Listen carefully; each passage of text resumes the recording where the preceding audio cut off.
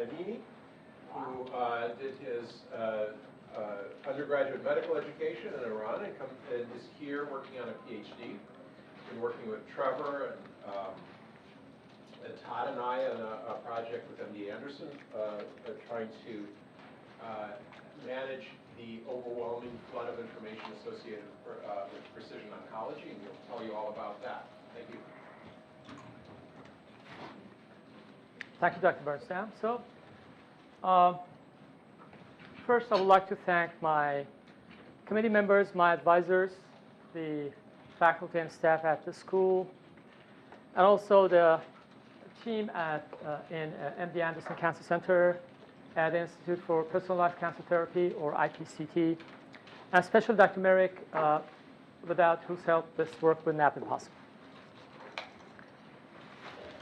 So today I'm going to talk about informatics support for rapidly evolving domains.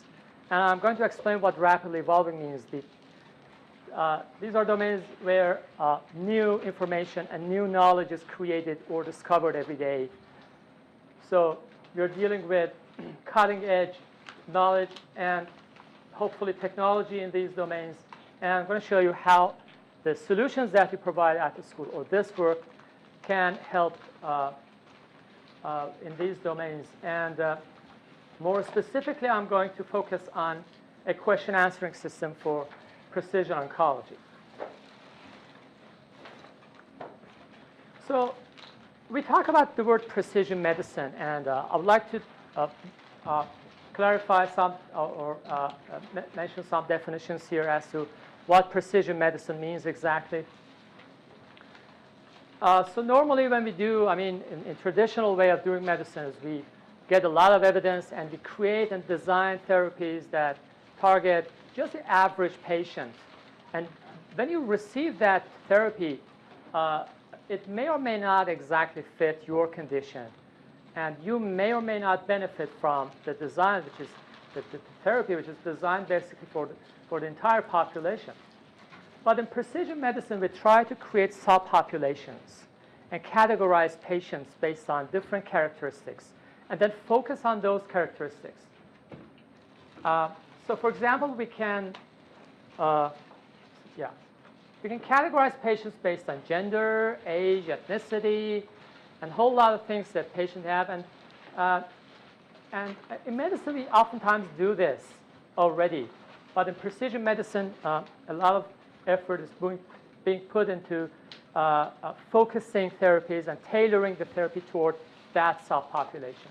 Other factors include environmental factors like exposure history, like have you been exposed to this toxic chemical or not, so that determines the path that we're going to take for your treatment.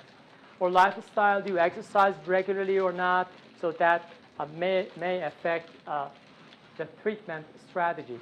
And one important, extremely important factor to consider here is your genetic profile, especially in the recent years when genetic profiling is available and cheap. When we get the genetic profile of patients, then we can categorize them further based on those characteristics. And now we have something called genomically informed therapy, which is a specific or special type of precision medicine. Probably one area that this discipline has been practiced or studied more than others is cancer treatment, and so we have the word precision oncology. So basically, precision oncology mostly deals with getting the genomic profile of patients or tumor biomarkers, as they put it.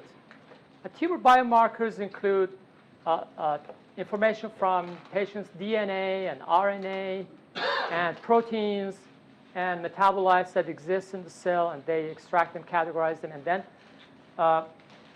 it's been shown that the patient's response to treatment may depend on those characteristics. So, and when you get that information and create a specific treatments or choose a specific treatments among the many available, then we can have a targeted therapy because we know about the specific characteristics of the patient. And so we have targeted or personalized therapy.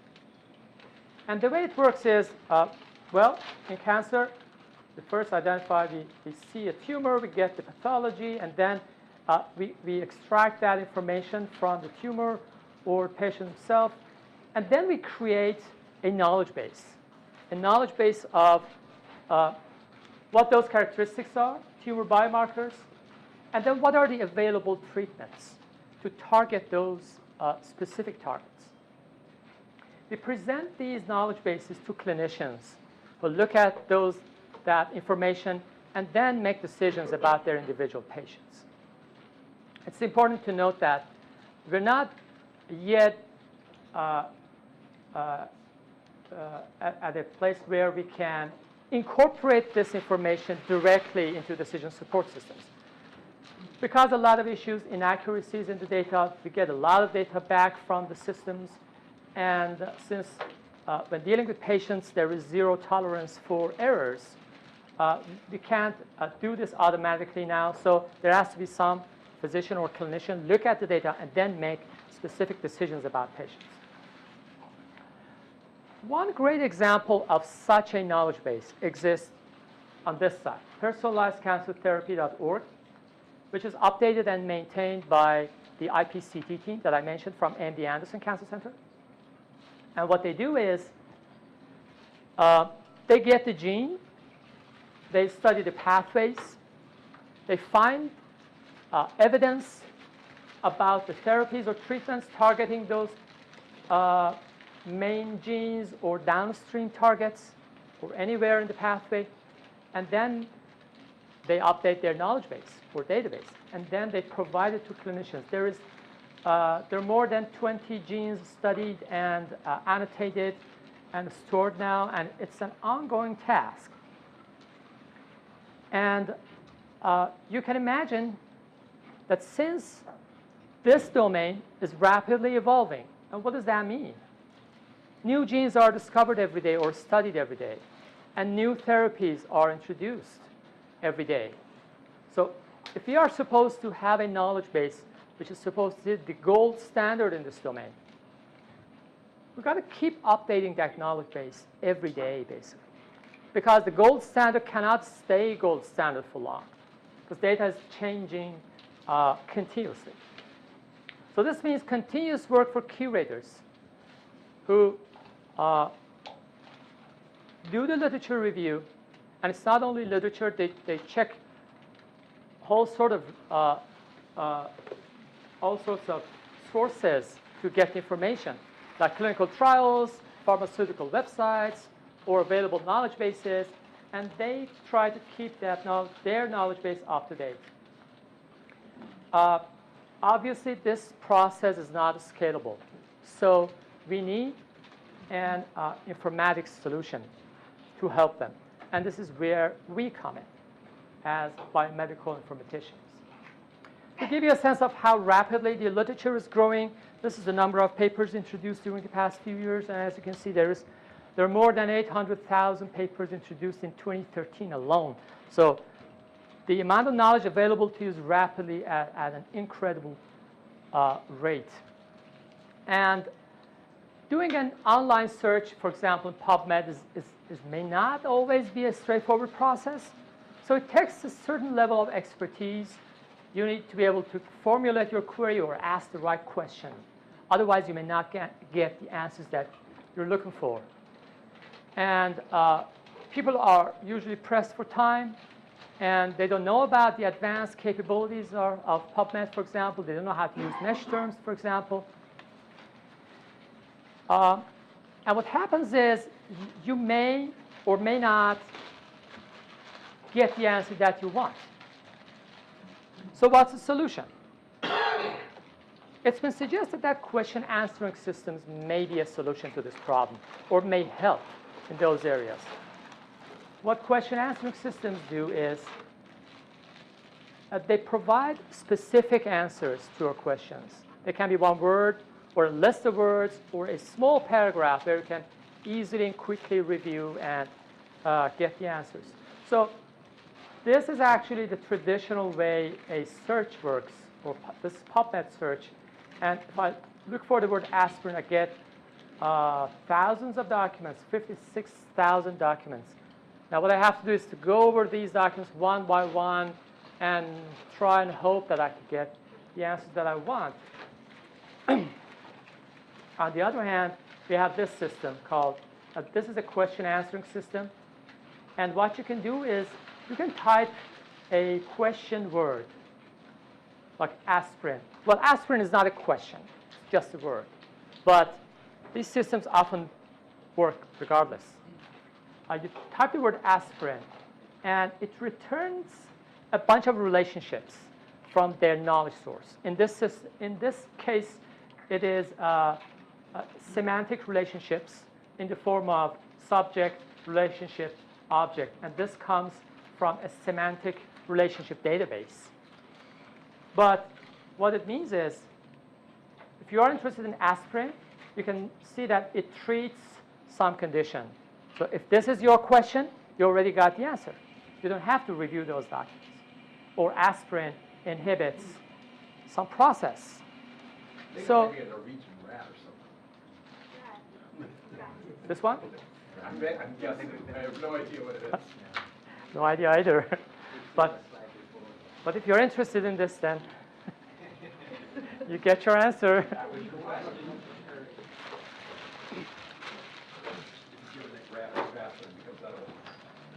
Yeah. And similar systems exist in the open domain.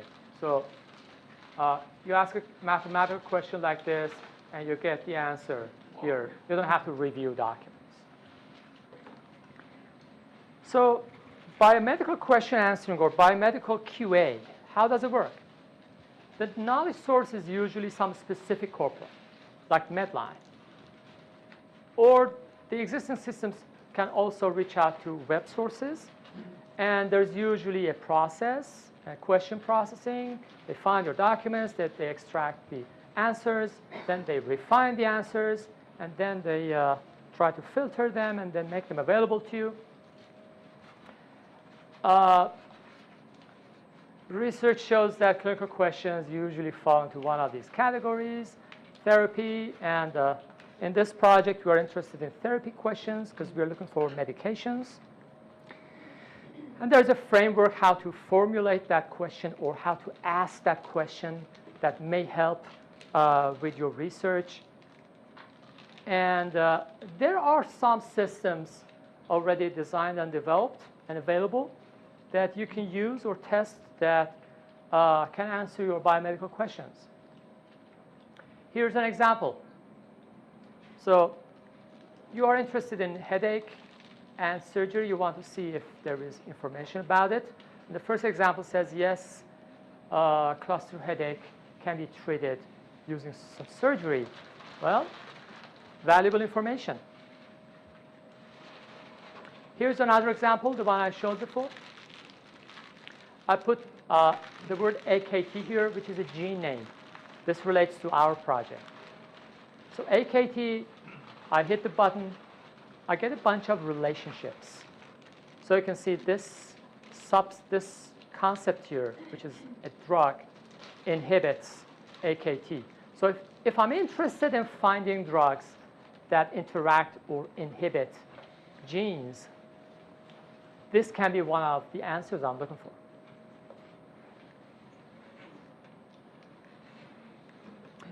So almost all of the systems working in biomedical QA rely on some sort of ontology as their backbone. Ontologies are great. They help. They address ambiguity and synonymy. They help us create our queries. They help us extract answers and refine them. And there are a lot of ontologies in healthcare. And the best example is the UMLS system, where they gather more than 150 different vocabulary systems or ontologies. And they create the interrelationships.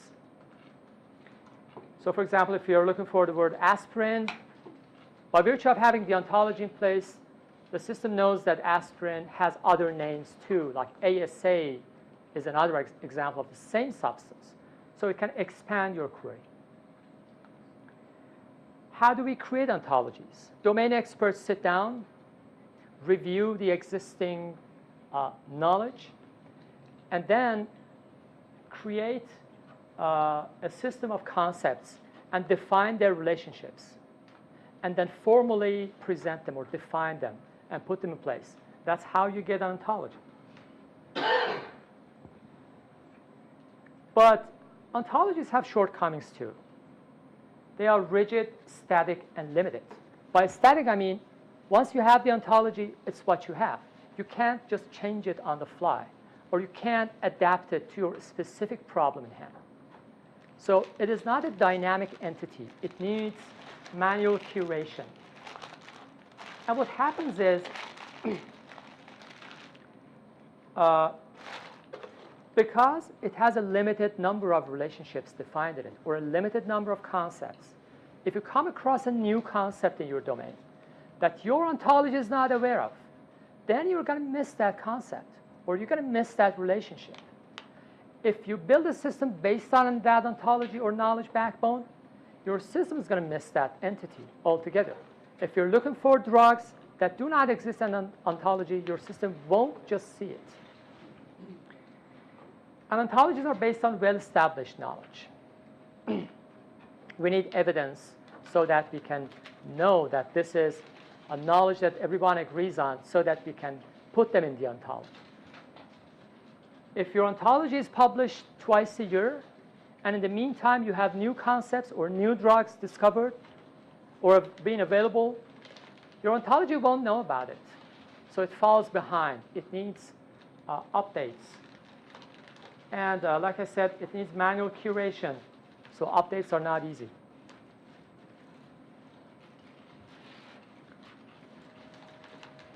What does this mean to us in a field where the knowledge is emerging rapidly or is evolving rapidly?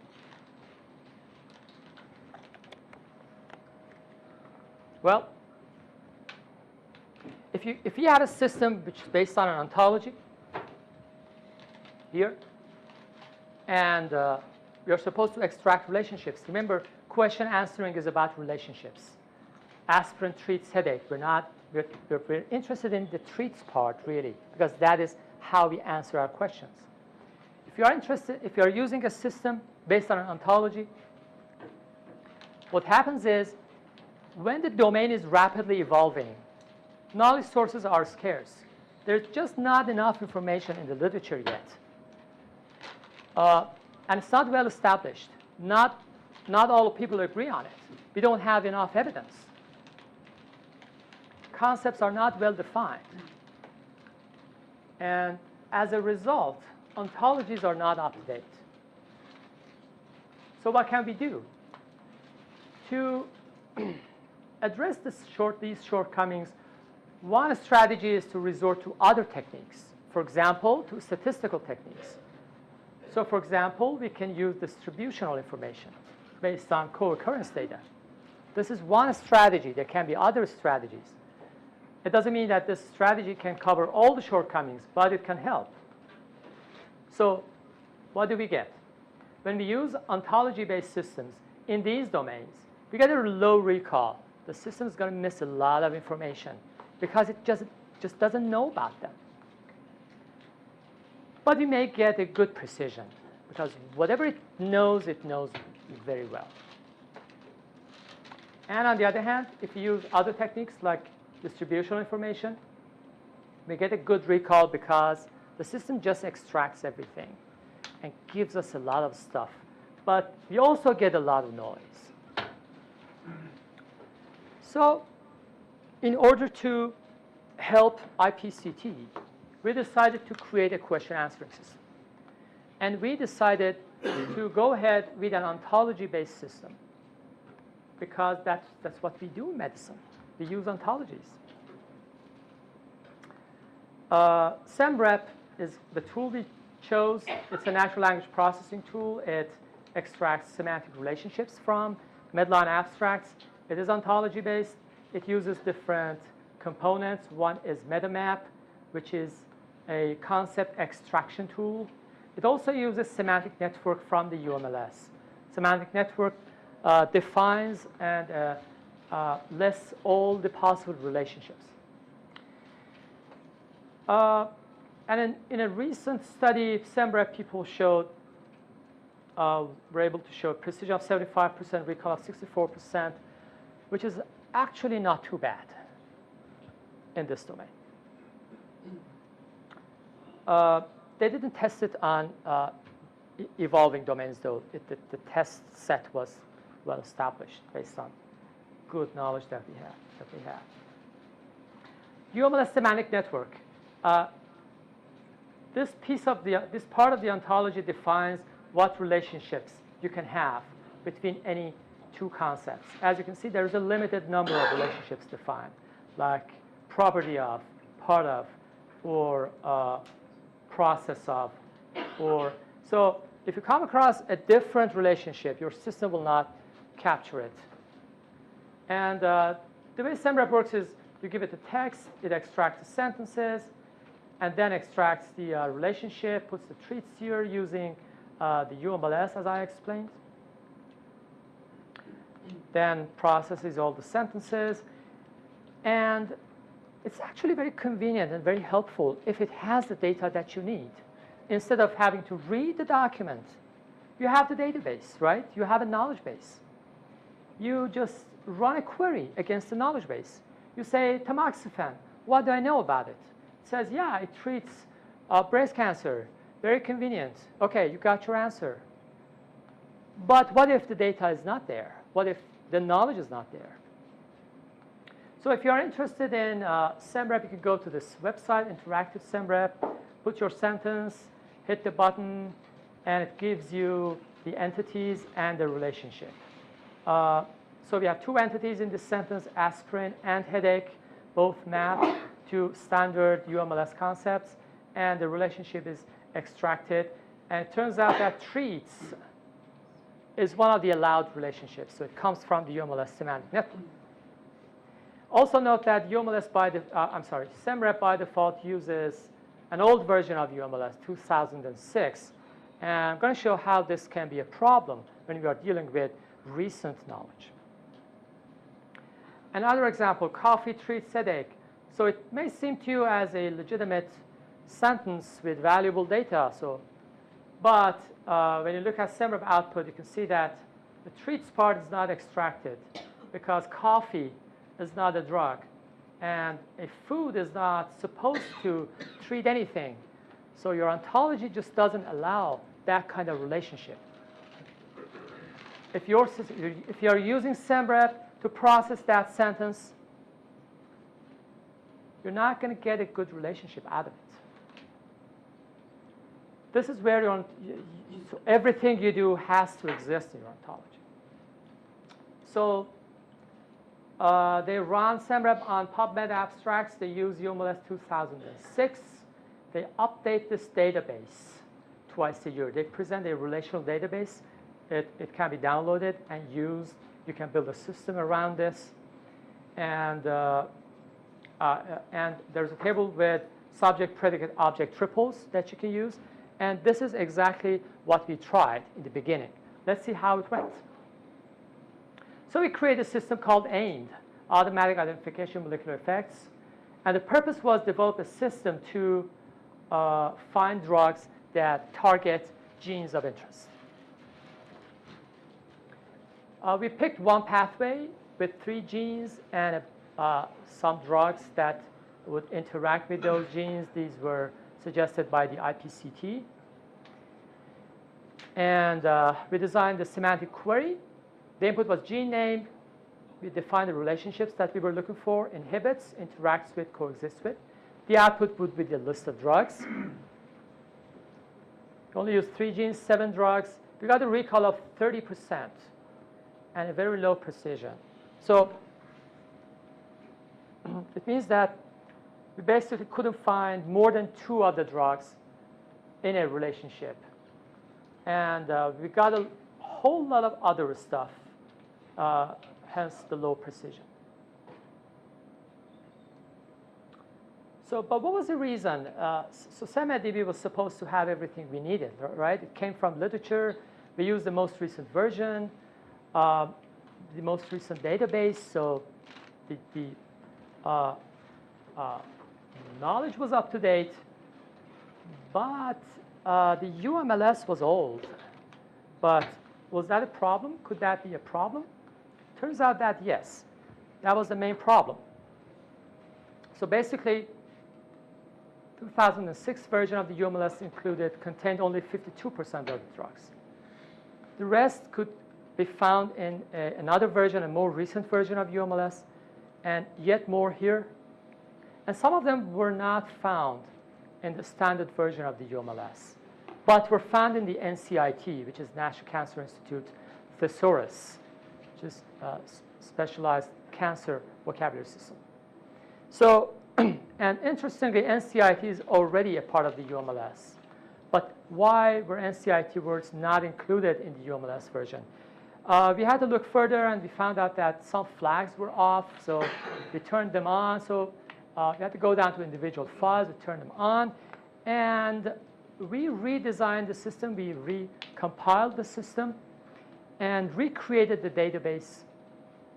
We call it SemRep using the most recent version of the UMLS with all those shortcomings addressed. This database now exists on the NLM website. The SemRep team were happy to host this for us and everyone else who needed this. So we consider this a contribution to scientific community. And when we ran the system on our query again, we got a much better result this time. So recall was perfect. So basically, we found all the drugs and relationships that we were looking for, and precision got much better. And what else we did was we also communicated that shortcoming to the UMLS team. They agreed to unsuppress those terms. And if you download UMLS now and install it, you won't see this problem. It works. It works well now.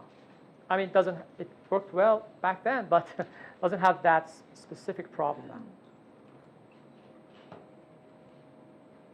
now. And the results of this effort was presented as the EMEA paper 2 years ago and got a lot of attention.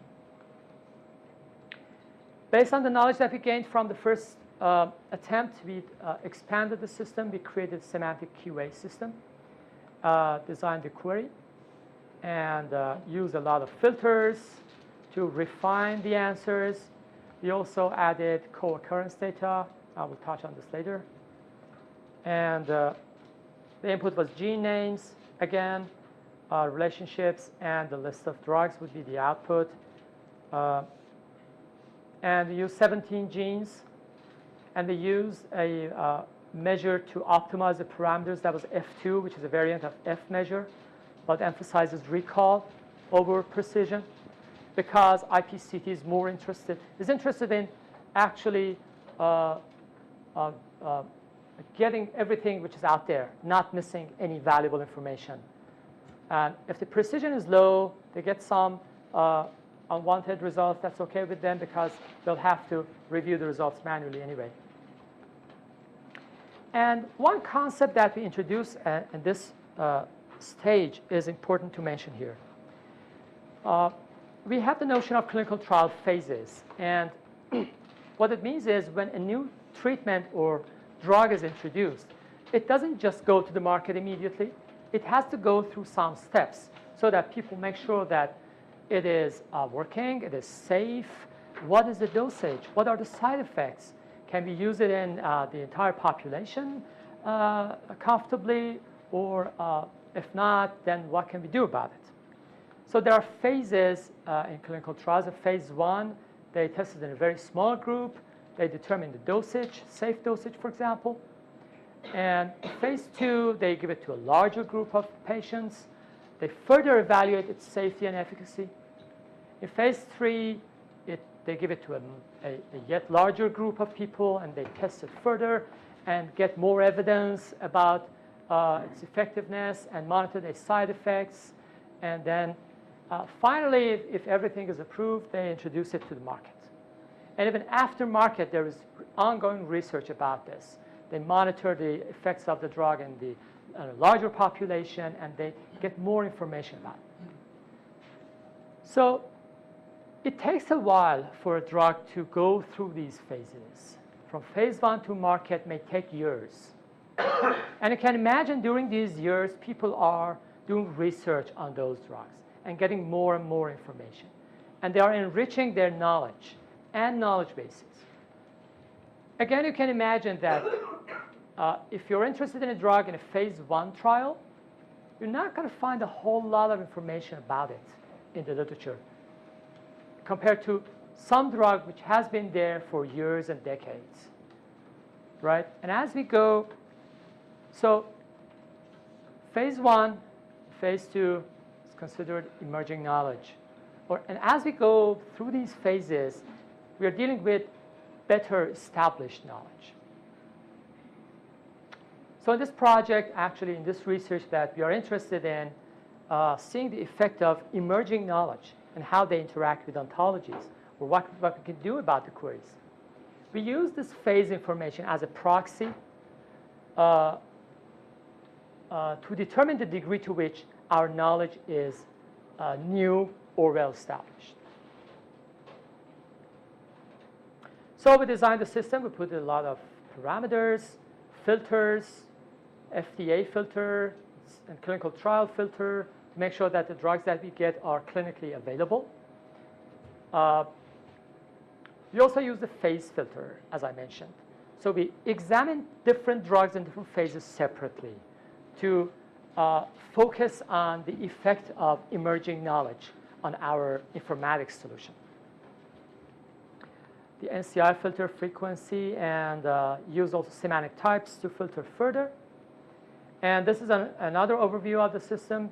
2 sources, Medline abstract clinical trials, process stored in a database, semantic query designed with different predication, with different filters, query attributes and different filters, got the result set, and we compared it against a reference set, and we reported the results. We did precision recall based on the reference set. We also did manual review, and I will explain manual review in more detail. So the reference set, or also the gold standard, if you will, came from the same knowledge base that IPCT is maintaining. And this is what we got. I have SemRep UTH, our system, and standard version of SemRep here. If you compare the overall results regardless of the phase, a recall of around 40% as opposed to recall of around 12%. So good improvement here. And here is the summary down here. Recall has improved, precision, F1, F2. Significant improvement over existing database. There's also another process going on which is important in our bigger story of emerging knowledge versus ontologies. If you look at the market level drugs, you will notice, with SemRep, which is purely ontology based, you will notice a higher recall than you would with lower phases. Actually, recall drops constantly as we go from market level to more experimental level drugs. 46%, and eventually we have 1% for phase 1 drugs. We expected that. The knowledge is emerging, evolving, knowledge is new. Ontology may not cover all the details that we're looking for. Same thing happened here. So from market to phase 3, there's a drop. There's a sharp drop in recall. But in phase 2, we introduced co-occurrence data. So we removed the ontology-based system, put the co-occurrence. Co-occurrence actually compensated for the lack of good relationships in the ontology-based system. So we have a rise in recall again, although it keeps dropping anyway.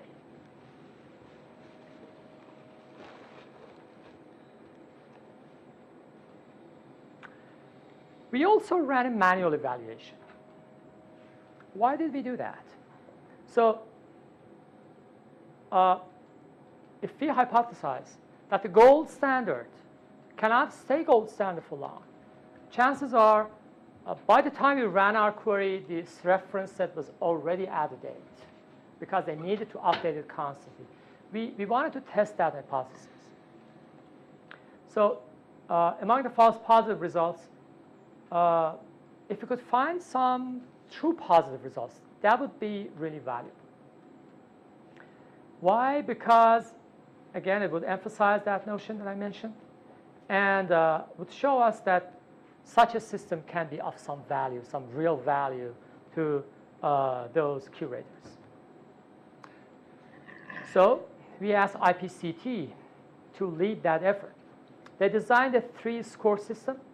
Score 3 would mean that, yes, this drug is valuable. Let's add it to the reference set, or let's seriously consider it because we have enough information about it found in literature. Score 2 means, yes, some of them are good, but not enough evidence to add it to the reference set yet, but we're going to keep an eye on them. Score 1 basically means this is not relevant, so let's forget about it. So we have a collection of 135 drugs with 3 evaluators, and this is what we got.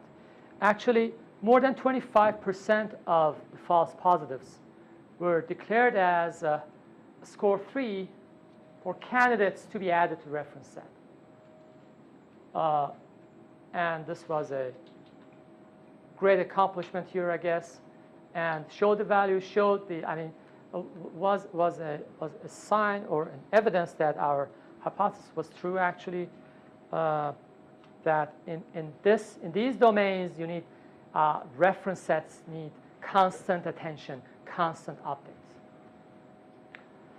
So, in conclusion, expanded the system, used different parameters, semantic predications plus co-occurrence, false positive results evaluated, 26% were true positive. What are the lessons here? Reference sets are hard to maintain,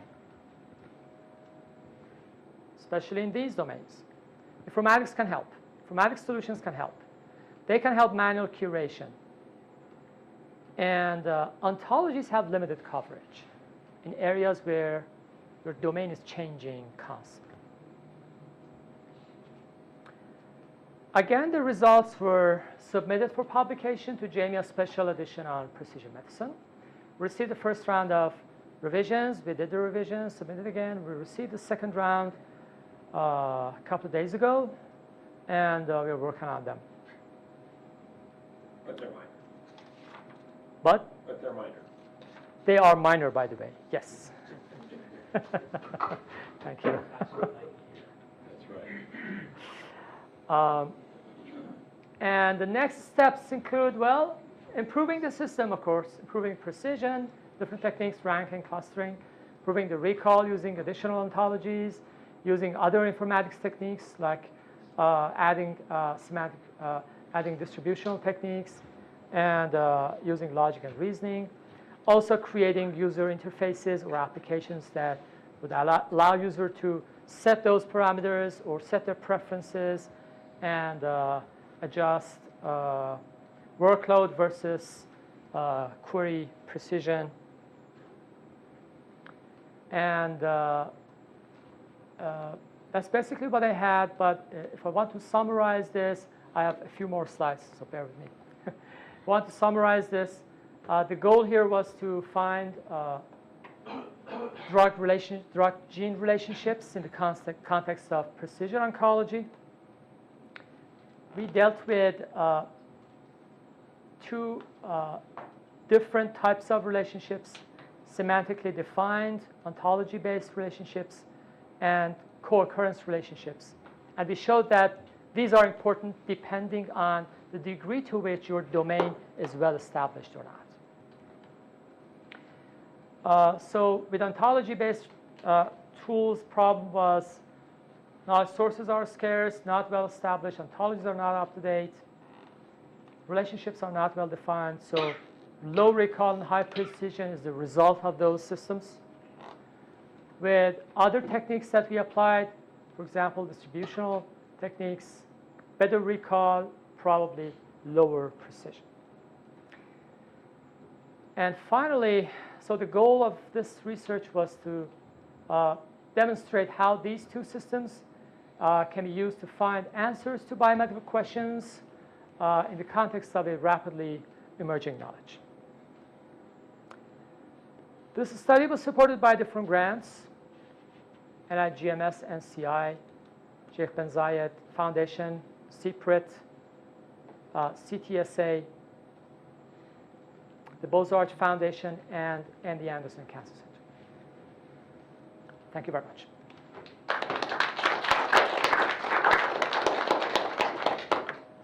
Before Dean asks, I was not the editor that handled this submission. I just know he was going to ask that.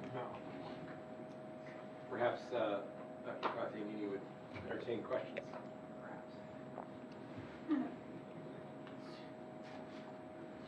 Would there be any questions? What's your next experiment that you're going to do for the amia? I didn't mention it in this presentation. That's a great question. The question is about the next. Great. Great answer. The next. Yeah, the question is what our next steps would be in terms of AMIA submissions. So currently I'm working on a technique to find the technique around the notion of relational similarity as a way to find relationships in the distributional information, to see whether that can help address some of the shortcomings of ontology-based systems. So we think we can get the first round of results soon enough that we can do a submission for AMIA, which is very, very close. So, yeah. So is there anything very simple that you're doing or that you're working with Alejandro on doing to improve the utility of the results, particularly the relatively low precision? Well, Alejandro, Throw out half. Dr. City suggests throwing out half. Was it randomly or deemed decided or? Random. Got it. Anything better than randomly discarding? yes. So we've been talking about clustering and ranking, maybe more ranking than clustering efforts. Alejandro is leading that effort on the technical side, and I believe the project is in good hands. Now, perfect hands, actually. So, yeah, I mean, I believe in Alejandro's technical expertise and informatics vision, especially as he works with Dr. Bernstam. Anyway, I'll stop just right there. Yeah.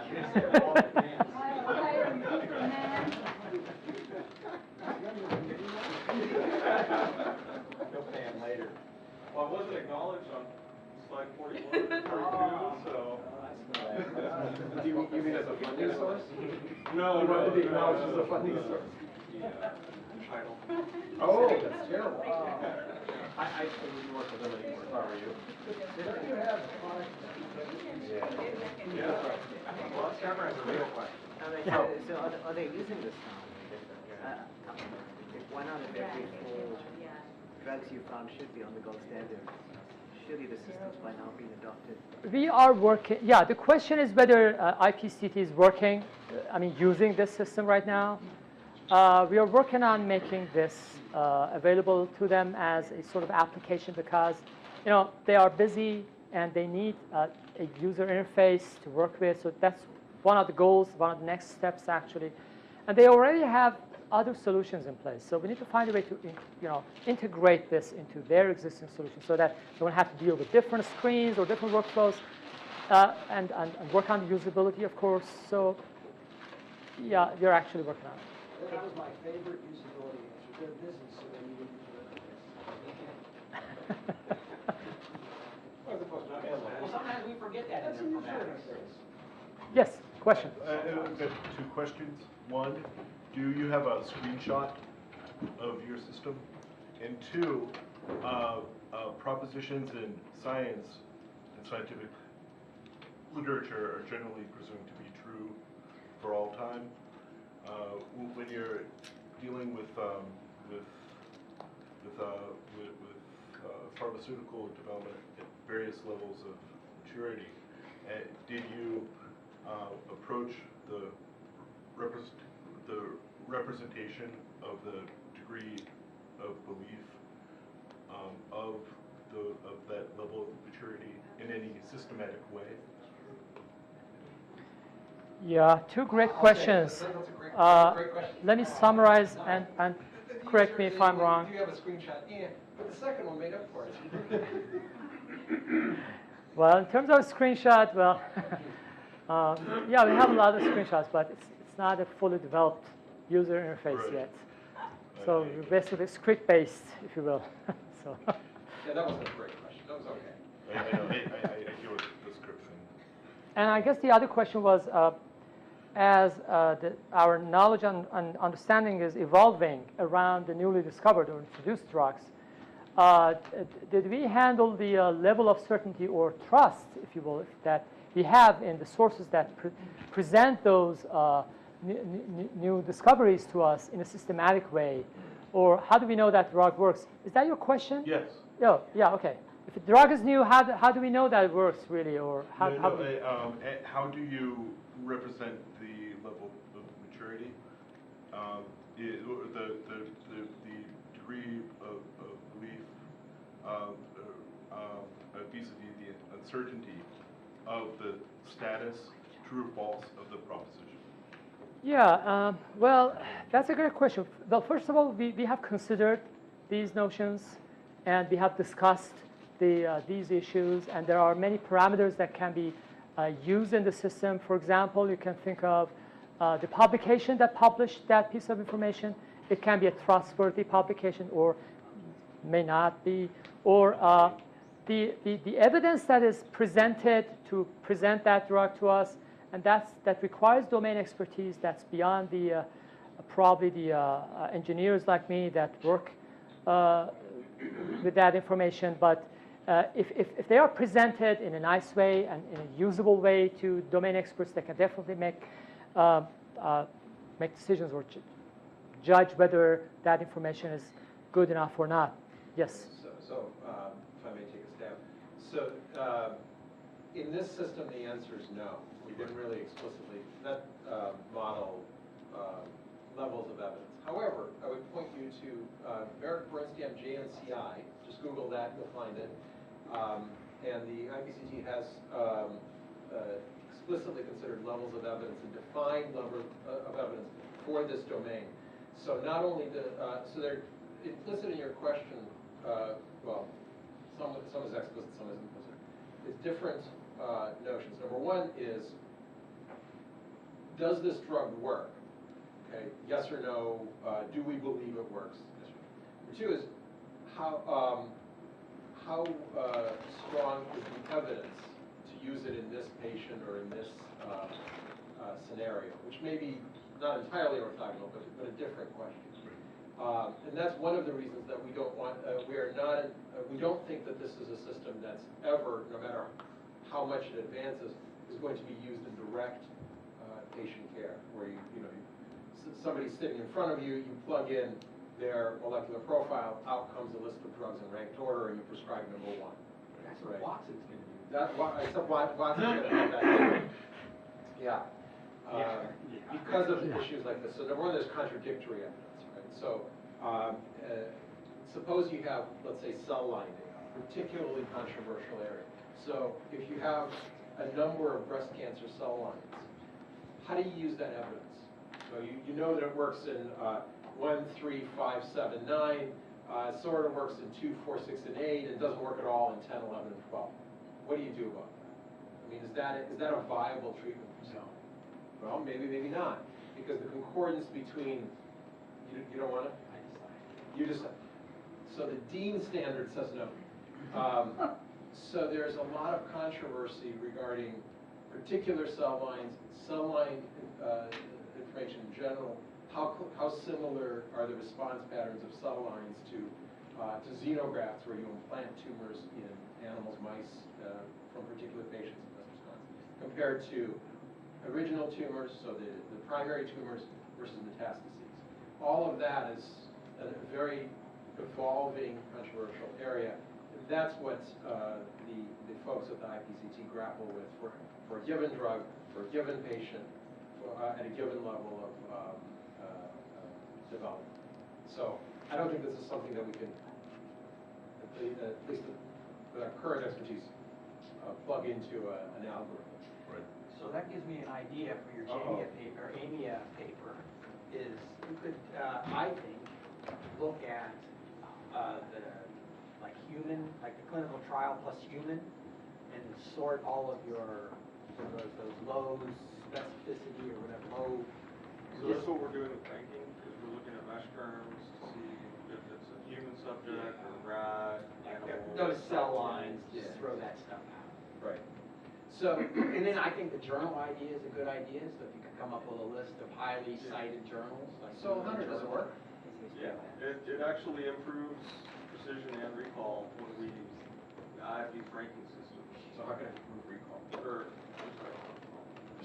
Precision at, precision at whatever. 10, 20, 30, whatever results you want to look at. So it works very, very well.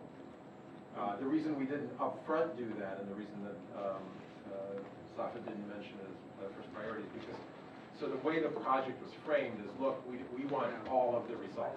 They didn't really mean that. I know they did. Yeah. Well, they didn't know that they didn't mean that, and we didn't know that they So didn't the mean other that, thing you because could look at said is that. if you could get to like Google Scholar, you could look at how many citations the paper got. Yeah. And say, well, it got a lot, maybe So, yeah, a proxy for that would be journal impact factor, which is a lot easier to get.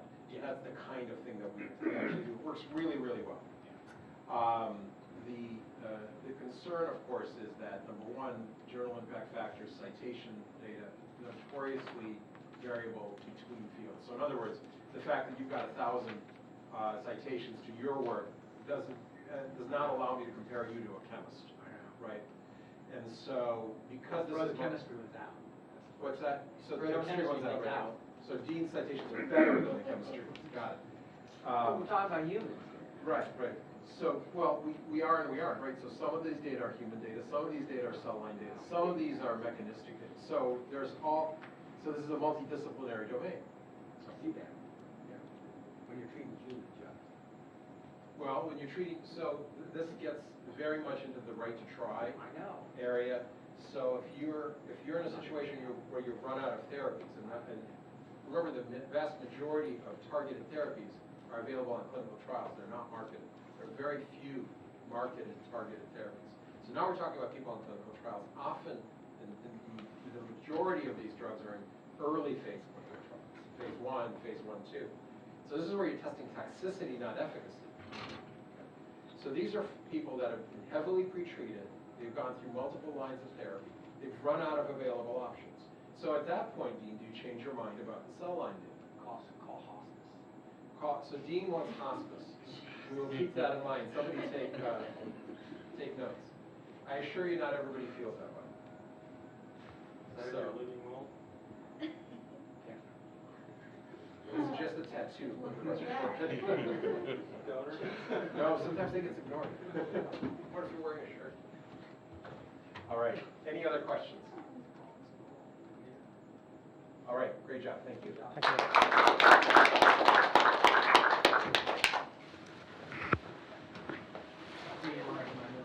DNR's your middle name. DNR Civic.